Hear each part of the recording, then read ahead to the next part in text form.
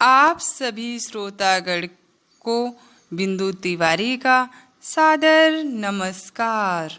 मेरे YouTube channel पर आप सभी श्रोतागण का मैं हार्दिक स्वागत और अभिनंदन करती हूँ। आज के सेगमेंट में मैं आप लोगों के लिए भूविज्ञान यानी जियोलॉजी का पार्ट 11 लेकर हाजिर होंगे।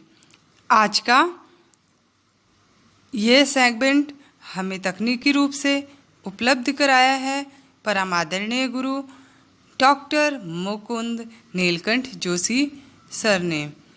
सर को मैं नमन करती हूँ। यदि मेरे से रिकॉर्डिंग में कोई त्रुटि हो जाती है तो आप सभी से माफ़ी चाहूँगी। तो आइए आज की कहानी जानते हैं। जिस काल में यूरोप में ग्रीस या यूनान की सभ्यता का क्या हो रहा था, विकास, लगभग उसी काल में जो मध्य एशिया में किस साम्राज्य का विकास हो रहा था, विशाल पारसी साम्राज्य का। यह साम्राज्य पूर्व में भारत से लेकर पश्चिम में ग्रीस तक और दक्षिण की तरफ इजिप्ट तक फैला हुआ था। अब इसका टाइम था ईसा पूर्व 550 में स्थापित। इस साम्राज्य का अंत ईसा पूर्व 324 में सिकंदर के द्वारा किया गया। इस साम्राज्य ने सभ्यता के सभी क्षेत्रों में बहुत उन्नति की थी। स्वाभाविक रूप से विज्ञान और प्रौद्योगिकी में भी की थी। वे लोग पारसी धर्म के अनुयायी थे जो अग्नि पूजा होते हैं। अहुर मस्त जिनका ईश्वर है, जो धर्म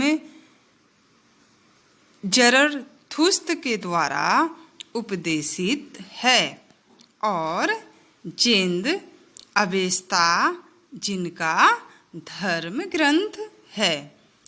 उस पारसी साम्राज्य के काल में भौतिक विज्ञान, रसायन विज्ञान, खगोल विज्ञान, गणित, विशेषकर बीज गणित, चिकित्सा विज्ञान, जीव विज्ञान आदि के क्षेत्र में बहुत उन्नति हुई। संभवतः भूविज्ञान के क्षेत्र में भी वहाँ के उस काल के वैज्ञानिकों ने कुछ योगदान अवश्य दिया होगा, परंतु दुर्भाग्य से हमें, विशेषकर मुझे उसकी जानकारी नहीं मिल पाई। यूरोप में ग्रीक सभ्यता के बाद दूसरी महत्वपूर्ण सभ्यता कहाँ विकसित हो रही थी, इटली में, जिसे हम कौन सी सभ्यता के नाम से जानते हैं, रोमन। इस काल में एक से बड़े विद्वान हुए जिन्होंने ग्रीक वैज्ञानिक विचारों को आगे बढ़ाया।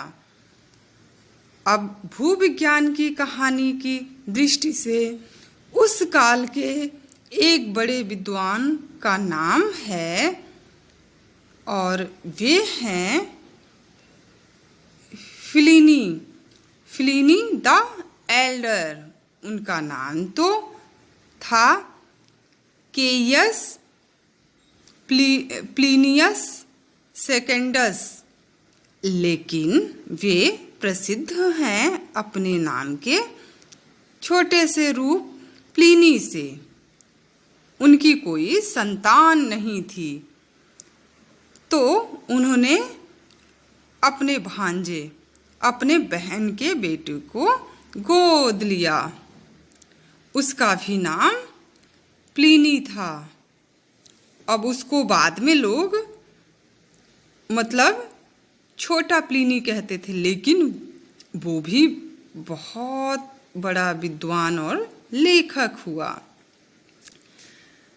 बड़े प्लिनी का जो टाइम था 23 से 69 ईस्वी, एक वकील, जल सेना के एडमिरल, प्रशासक और राज्य के एक उच्च पदस्थ अधिकारी थे। पर सबके अलावा वे एक अत्यंत विद्वान तत्वचिंतक, विचारक, दार्शनिक, वैज्ञानिक एवं लेखक थे। सन 77 में इन्होंने एक बुक लिखी, उसका नाम नेचुरल हिस्ट्री। इसमें इन्होंने प्रकृति के 3 जगतों अर्थात प्राणी जगत, वनस्पति जगत और खनिज जगत का वर्णन किया है। उनका मानना था कि यह संसार प्रकृति ने मनुष्य के उपयोग के लिए बनाया है और वे यह पुस्तक मनुष्य के सामान्य जीवन को अधिक से अधिक सुखमय और प्रसन्न करने के उद्देश्य से लिख रहे हैं। प्लिनी ने यह पुस्तक बहुत परिश्रम पूर्वक लिखी और उनके समय तक उपलब्ध लगभग सारा ज्ञान इस विश्वकोशीय ग्रंथ में उन्होंने क्या किया, संग्रहित कर दिया। उन्होंने स्वयं ही भूमिका में बताया कि उस पुस्तक में उन्होंने कितने लेखकों के 100 लेखकों द्वारा लिखित कितनी पुस्तकें 2000 से सामग्री लेकर 2000 विषयों पर जानकारी एकत्रित की है।